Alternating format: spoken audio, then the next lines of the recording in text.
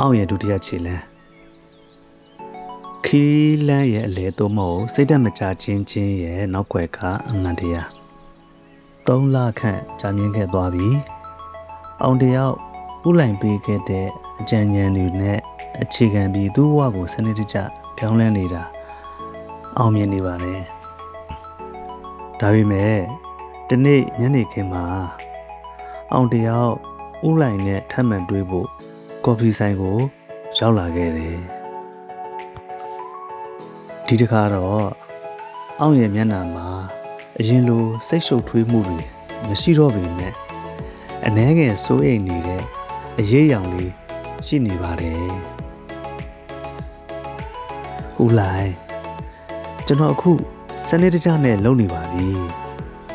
စာဖတ်တယ်ကျွမ်းကျင်မှုအသစ်တွေကိုလည်းသင်ယူတယ်အချိန်တွေကိုစနေတကြစီမံထားတယ်ဒါပေမဲ့တခါတလေကြာရင်ရလက်ကမျောလင်းသလောက်မြန်ထွက်မလာတဲ့အခါငါတကယ်ပဲမှန်ကန်တဲ့လမ်းကြောင်းပေါ်မှာရောက်နေရလားလို့ဆိုပြီးတော့တန်တရားဝင်မိပါတယ်တခြားသူတွေရဲ့အောင်မြင်မှုနဲ့နှိုင်းယှဉ်လိုက်မိရင်ကျွန်တော်ရဲ့တိုးတက်မှုကတိတ်နှေးနေသလိုပဲလို့အောင်ကရှင်ဖွင့်လိုက်တယ်ဦးလိုင်ကပြုံးလိုက်တယ်သူကကော်ဖီခွက်ကိုဘေးချပြီးအောင်ရဲ့မျက်လုံးကိုတဲတဲကြည့်တယ်အောင်မင်းအခုတိုးတက်မှုရဲ့အလဲခီးကိုကြောက်နေပြီရှားလက်ဆိုတာချက်ချင်းပေါ်လာတဲ့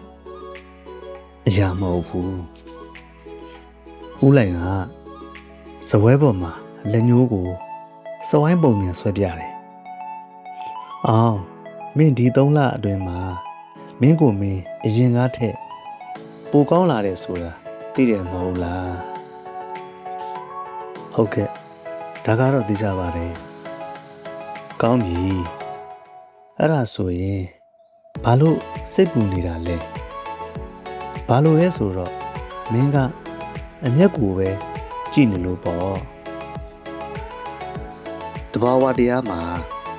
ဝါဝင်ပေါက်တာကိုကြည့်ပထမဆုံးလာတော့ကြာအောင်သူက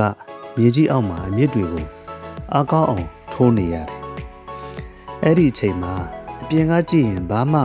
မပေါက်သေးဘူးဒါပေမဲ့အမြစ်ခိုင်သွားတဲ့အခါရက်ပိုင်းအတွင်းမှာပဲမိုးတိအောင်မြင့်တက်သွားတတ်တယ်မင်းရဲ့ကြိုးစားမှုကအဲ့ဒီအမြစ်တွေပဲ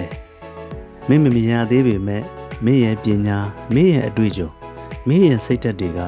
အောက်ခြေမှာခိုင်မာနေပြီမင်းရလက်တွေထွက်လာဖို့ဆိုတာအချိန်တစ်ခုလေးပဲလိုတော့တာ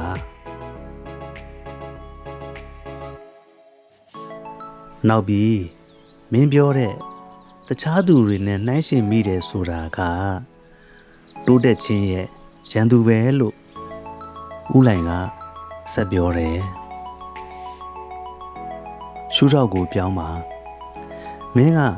သူတို့ရဲ့အထိုးထိပ်ကိုပဲကြည်နေတာသူတို့ရဲ့အရှုံးတွေသူတို့ရဲ့ကြိုးစားခဲ့ရတဲ့အချိန်တွေကိုမင်းမမြင်ရဘူးကိုယ်ပိုင်ပြိုင်ပွဲမင်းရဲ့ပြိုင်ဘက်က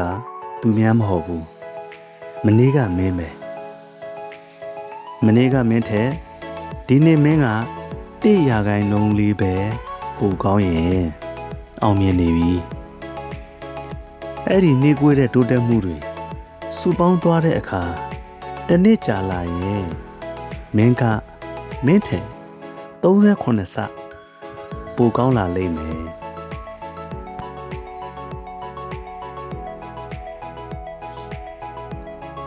ဦးလိုက်ကအောင့်ကိုအချက်3ချက်ထပ်ပေးလိုက်တယ်1အချက်အကောင်းမြင်စိတ်နဲ့အတူလက်တွေ့ကြပါအရာအလုံးကိုချက်ချင်းဖြစ်လာမယ်လို့မမျှော်လင့်ပါနဲ့ဒါပေမဲ့တေချာပေါက်ရမယ်ဆိုတာကိုတော့ယုံကြည်ထားပါဒီနှစ်ခုကြားမှာဟန်ချက်ညူညာဖို့လိုပါတယ်နှစ်အောင်မြင်မှုကိုအသေးစားလေးတွေနဲ့ဂုဏ်ပြုပါ ရလက်ကြီးတစ်ခုတည်းကိုပဲစောင့်မနေပါနဲ့ဒီနေ့စာတမျက်နှာဖတ်ပြီးသွားရင်ကောင်းပြီဒီနေ့တာဝန်ပြီးပြီဆိုပြီးကိုအတိမတ်ပြုပါအဲ့ဒီအောင်မြင်မှုအသေးလေးတွေကအုံနောက်ကိုဆက်လှုပ်ချင်တဲ့စိတ်ပေါက်စေတယ်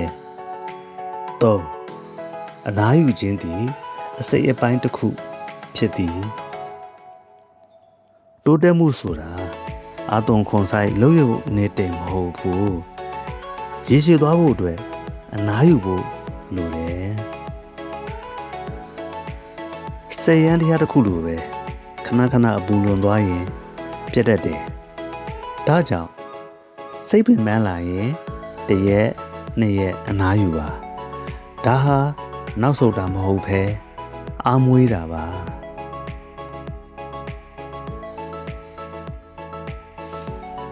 ဦးလိုက်စကားပြောပြီးတဲ့အခါအောက်ရဲ့စိတ်ထဲမှာတိမ်တွေရှင်းသွားသလိုခံစားလိုက်ရတယ်သူကဦးလိုက်ကျွန်တော်နားလည်သွားပါပြီကျွန်တော်ကအမြစ်ကိုပိုတန်မအောင်လုပ်ရမှာကိုအပင်ကြီးကိုပဲမျောလင့်နေမိတာအခုကစပြီကျွန်တော်ရလက်ကိုအတင်းဖီအားမပေးတော့ပဲ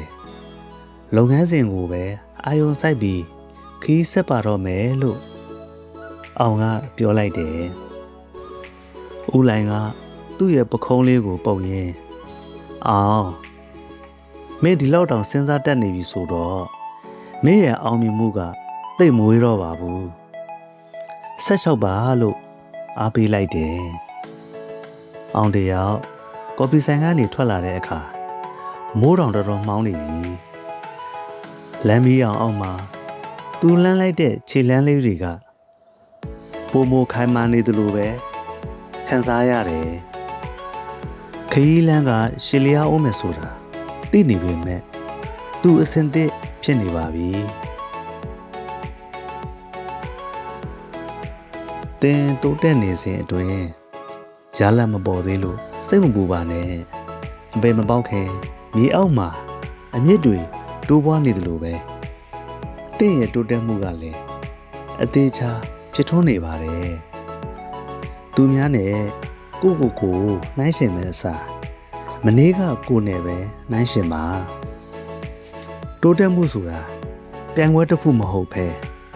တသက်တာခီးစဉ်ဖြစ်ပါတယ်အဲ့ဒီခီးစဉ်မှာပျော်မွေးတတ်ဖို့ပဲလိုပါတယ်ကဲဒီနေ့ကတော့အောင့်ရဲ့တိုးတက်မှုလမ်းကြောင်းကိုဒီလောက်နဲ့ပဲရပ်လိုက်ပါတယ်နောက်တစ်ပတ်မှာဆုံကြမယ်ကျွန်တော်ကတော့ဦးထွန်းပါအားလုံးကိုကျေးဇူးတင်ပါတယ်